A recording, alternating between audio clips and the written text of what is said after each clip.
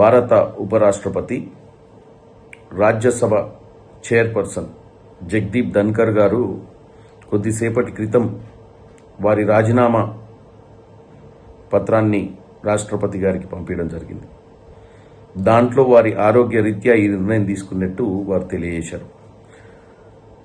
ఈ మొదటి రోజు వానాకాల సమావేశాలలో ఈరోజు పొద్దున కూడా చాలా కన్స్ట్రక్టివ్ లైన్, ఓ మంచి మెసేజ్ని పంపించే ప్రయత్నం చేసిర్రు జగదీప్ ధన్కర్ గారు.